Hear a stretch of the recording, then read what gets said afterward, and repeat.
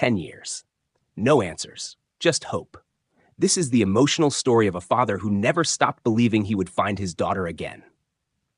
Before we dive in, make sure to subscribe to our channel and drop a comment letting us know where you're watching from. If you're already subscribed, thank you. We truly appreciate your support. Now, let's get into the story. It was a warm evening in the small town of Willow Creek. Children played on the sidewalks, parents chatted by their porches, and the sky blushed with the colors of sunset. 8-year-old Emily Hart ran down the street, her brown curls bouncing with every step. 5 more minutes, Emily, her mother Anna called from the front porch. Okay, Mama, Emily shouted back, laughing as she chased her best friend Lily with a toy airplane. David Hart, Emily's father, leaned against the fence, smiling. He loved seeing her happy. Life wasn't perfect, but moments like these made everything worth it. As the sun dipped lower, Lily's mother called her home. Bye, Emily. Lily waved and rushed off. Emily waved back and turned around. She was just a few houses away from home. David checked his watch. 7:45 p.m. Emily, he called. Time to come back now, honey. No answer. David chuckled. She was probably playing a little hide and seek. He walked a few steps down the street, expecting to see her peeking from behind a tree or laughing from the bushes. But there was only silence. Emily? David's voice grew sharper now. He looked left, then right. No Emily. Anna stood up from the porch, sensing something wasn't right. David, where is she? I don't see her, David said, now walking faster. They searched the street. They called her name louder. Neighbors came out, curious, then worried. 10 minutes turned into 20. 20 into an hour. Someone called the police.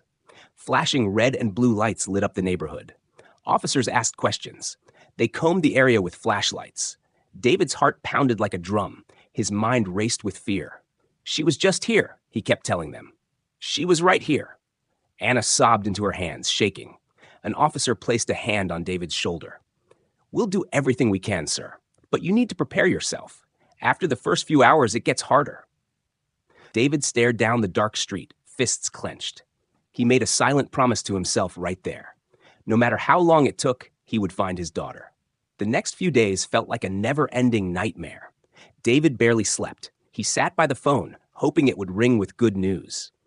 Anna stayed in bed most of the time, crying quietly into her pillow. The police searched everywhere, the woods, the riverside, abandoned houses, but found nothing. No sign of Emily. David put up posters all over town. He went door to door, showing her picture. Have you seen my daughter? Did you see anything strange that night? Most people shook their heads sadly. Some avoided his eyes. Others whispered behind his back. Poor man, they said. She's probably gone. But David refused to believe it. One night, he sat in Emily's empty room. Her pink backpack was still on the chair. Her favorite stuffed rabbit sat on the bed, waiting. David picked it up and hugged it tight. I'm not giving up on you, he whispered. I'll find you no matter what it takes. Weeks turned into months. Months turned into years. The world moved on. But David didn't. His marriage with Anna cracked under the weight of grief.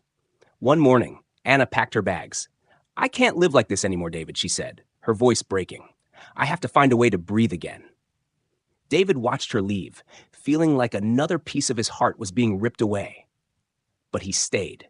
He stayed for Emily.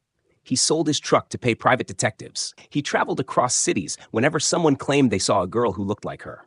Each time, it ended the same way. Wrong girl, broken hope. Still, David never stopped. Every year on Emily's birthday, he tied a pink balloon to the old oak tree outside their house. If you can see this baby, he would say, find your way home. And every night before going to sleep, he whispered into the dark, I'm coming for you, Emily, no matter how far, no matter how long. It was a cold, windy morning, almost 10 years after Emily disappeared. David sat in the small diner where he always had his coffee. The waitress, Maggie, a kind woman with tired eyes, placed his usual order in front of him, black coffee, 2 sugars. Morning, David, she said softly. Morning, he replied, staring out the window. The town had changed over the years. New buildings, new faces. But David hadn't changed much. He still wore the same worn-out leather jacket.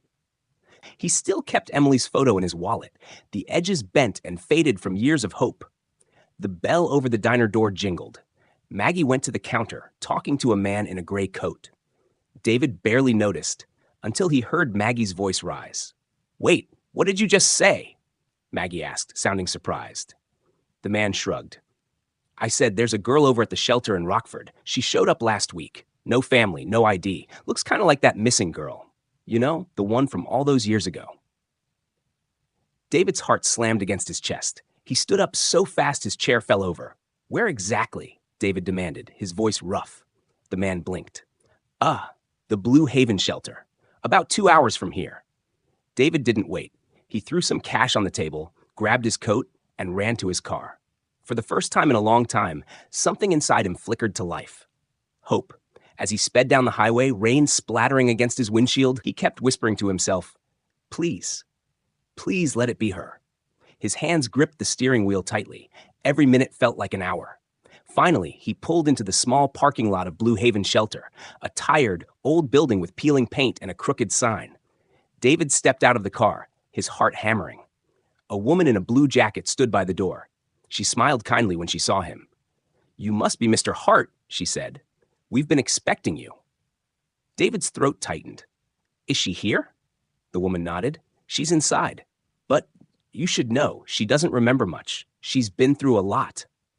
David swallowed hard. "I just want to see her," he said. He followed her into the building, down a hallway lined with old photos and faded posters. And then they stopped outside a room. Through the small window, David saw her.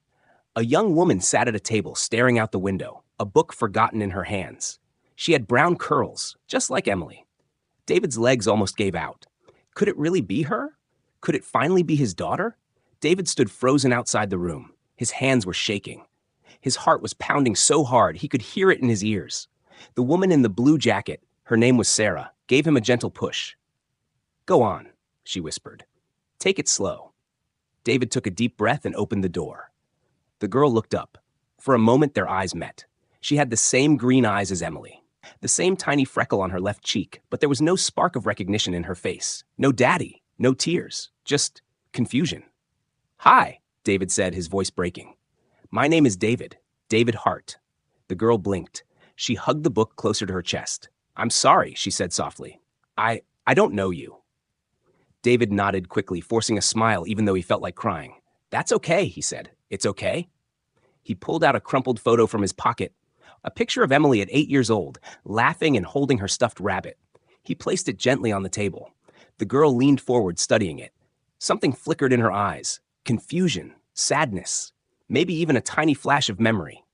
"I used to have a toy like that," she whispered, almost to herself. David's heart leapt.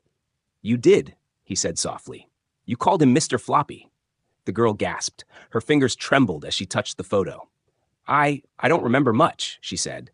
Her voice cracked. "There are just flashes, dreams, a swing set, a big oak tree, a woman's voice, calling me Emmy." David fought back tears. "That was your mother," he said. "We called you Emmy all the time." The girl pressed her hand over her mouth, overwhelmed. Sarah stepped into the room, her voice gentle. "We can do a DNA test if you want, to be sure." David nodded. "Whatever it takes," he said. He looked back at the girl, at his daughter, and whispered, "I've been looking for you for 10 years. The girl wiped a tear from her cheek. "Maybe you found me," she said, her voice barely a whisper. David smiled through the tears in his eyes. "No," he said. "You found me." The DNA test didn't take long. David waited in a small room at the shelter, staring at the clock as the minutes dragged by. His hands twisted the edge of his jacket over and over. The girl, Emily, but also not Emily, sat across from him. She stared at her hands, picking at her nails. Neither of them knew what to say. Finally, Sarah came in holding a white envelope. She gave them a small smile. "It's ready." David's heart almost stopped. His hands trembled as he opened the envelope and pulled out the paper inside. Positive match, 99.99% certainty. It was real. It was her. "Emily," David choked out. "It's really you." The girl, Emily, covered her mouth with her hands, tears falling from her eyes. "I don't remember everything," she whispered, "but I remember a swing, a pink balloon on a tree, and someone reading me stories at night." David laughed and cried at the same time. "That was me," he said. "I read you Goodnight Moon every night." Emily sobbed harder. "I'm sorry," she said suddenly. "I don't know why I don't remember more. I don't know how to be your daughter. I don't know how to be me." David moved carefully, like she was a frightened bird. You don't have to be anything right now, he said, his voice low and steady. You're here. That's enough. Emily wiped her tears. I'm scared, she said. David nodded. Me too. Sarah gave them both a moment, then said gently, There's no rush. You can take it one day at a time. Emily looked at David. Can I come see my old home? She asked, almost shyly. David's heart cracked wide open. Of course, he said, smiling through the tears. Whenever you're ready. Emily gave a tiny nod, almost like a lost child finding her way back. And for the first time in 10 years, David felt a tiny, shining thing inside him that he hadn't felt in a very long time. Hope. 2 days later, David pulled his old pickup truck into the driveway of the house he never left, the home where Emily had grown up. Emily sat beside him, fidgeting with the sleeves of her jacket. The house looked a little older now. The paint was chipped. The garden was overgrown. But the big oak tree still stood strong in the front yard. And tied to its branch was a single pink balloon, swaying in the breeze. Emily stared at it. I remember that, she said softly. The balloon? David smiled. I tied one up every year on your birthday, just in case you could see it. Emily bit her lip, her eyes filling with tears. Why didn't you stop looking for me? She whispered. David turned to her, his voice steady. Because you're my daughter, he said. And love doesn't give up. Emily wiped her eyes quickly. They got out of the truck and walked up to the porch. David opened the door and stepped aside. Welcome home, he said. Emily hesitated for a moment, then stepped inside. The house smelled of old wood and a little bit of dust. The living room was the same, the worn brown couch, the family photos on the wall. She walked slowly, taking it all in. There was a photo of her as a little girl, sitting on David's shoulders, both of them laughing. Another of her riding a bike, her front tooth missing from a recent fall. Emily reached out and touched the frame with shaking fingers. I don't remember these days, she said, her voice cracking. I feel like I should, but it's just blank. David stepped closer. It's okay, he said gently. We can make new memories. They moved into the kitchen. The same old wooden table, the fridge covered in magnets and faded drawings, Emily's old doodles, still there after all these years. Emily smiled through her tears. You kept them, she said, laughing a little. Of course, David said. You're still my little artist. Suddenly, Emily turned and hugged him. It was awkward at first, stiff, unsure, but then she melted into him, like a lost piece finally fitting into place. David closed his eyes, hugging her tightly, not wanting to let go. I missed you so much, he whispered. I missed you too, she said. And even though years had been stolen from them, in that moment, it didn't matter, because they had now, and now was enough. Weeks passed. Emily stayed with David, sleeping in her old room, though everything felt new to her. Some mornings, she woke up crying, confused by strange dreams. Sometimes she pulled away when David hugged her, as if scared. There were gaps, scars that couldn't be seen, but David never rushed her. He just stayed, patient, present, loving.